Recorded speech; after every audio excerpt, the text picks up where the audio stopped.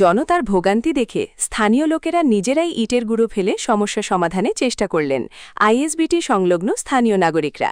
দীর্ঘদিন থেকে নাজেহাল আইএসবিটি সংলগ্ন স্থানীয় নাগরিকরা। বিভাগ যদিও এখনও এগিয়ে আসেনি, স্থানীয় নাগরিকরাই সমস্যা সমাধানে কিছুটা ইটের গুঁড়ো ফেলে সমস্যা সমাধানে চেষ্টা করলেন, কিন্তু বিভাগ এখনও কুম্ভনিদ্রায়। আমি এখন দাঁড়িয়ে আছি আইএসবিটির সামনে, যেটা দীর্ঘদিন থেকে এই আইএসবিটির সামনে একটা বিরাট অসুবিধার সম্মুখীন হতে হচ্ছে স্থানীয় নাগরিকদের বা যারা যান চলাচল করেন। সবচেয়ে বড় বিষয় যেটা হচ্ছে, এখানে বিভিন্ন আর্মির ক্যাম্প রয়েছে, সামনে কল্যাণী হসপিটাল একটা রয়েছে, এবং সেই হসপিটালে যখন পেশেন্ট নিয়ে যেতে হয় তখন কিন্তু 108 যেটা আছে 108কে দীর্ঘ সময় লাইনে দাঁড়িয়ে থাকতে হয়। এবং এই অবস্থা একেবারে বাজে অবস্থা আমরা বলতে পারি। শিলচর শহরের অন্যান্য যে রাস্তাঘাটগুলো রয়েছে সেটার অবস্থা আমরা সবাই জানি, কিন্তু বিশেষ করে এই এলাকার আইএসবিটির সামনে, কারণ দূর দূরান্ত থেকে এখানে জনসাধারণ আসেন, বিভিন্ন জায়গায় যান, এবং সেই জায়গায় যেতে হলে কতটা অসুবিধার সম্মুখীন হতে হয় সেটা আমার বলে দেওয়ার কোনো যুক্তি আমি মনে করছি না। আমি দেখাবার চেষ্টা করছি, ভিডিও চ্যানেলে আপনাকে দেখাবে।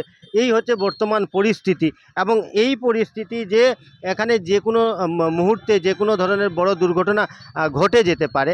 স্থানীয় লোকদের সাথে আমি কথা বলে জানতে পারলাম যে বিভাগ কিন্তু এখনও কোনো ধরনের পদক্ষেপ গ্রহণ করেনি। স্থানীয় লোকেরা সবাই মিলে পার্শ্ববর্তী যে ইট ভাট্টা রয়েছে সেই ইট ভাট্টার থেকে কিছু ইটের গুঁড়া এনে সেই গর্তগুলোতে দিয়েছে, যাতে চলাচল ব্যবস্থা কিছুটা হলেও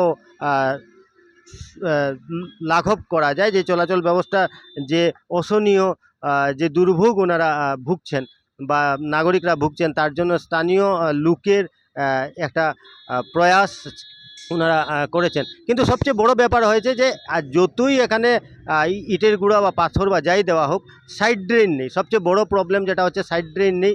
আর সাইড ড্রেন না থাকার জন্য যেখানে গর্ত হচ্ছে সেখানে বৃষ্টির জল কিন্তু জমে যাচ্ছে, এবং যারাই বা এই ধরনের চেষ্টা করছেন তাদের সেই চেষ্টাটাও কিন্তু বিষবাও জলে চলে যাচ্ছে। কারণ হচ্ছে সেখানে কোনো সাইড ড্রেন নেই, জমা জলের উপর পাথর দেওয়া হচ্ছে। তারপর যখন আবার বৃষ্টি দিচ্ছে, 12 চাকার গাড়ি 10 চাকার গাড়ি যখন যাচ্ছে, তখন কিন্তু এই জায়গায় আবারও গর্তের সৃষ্টি হয়েছে। তো প্রশ্নটা হচ্ছে যে সরকার বা বিভাগ আর কতদিন এভাবে আম জনতাকে এভাবে রাখবে, সে প্রশ্নটা কিন্তু এখন দেখা দিয়েছে।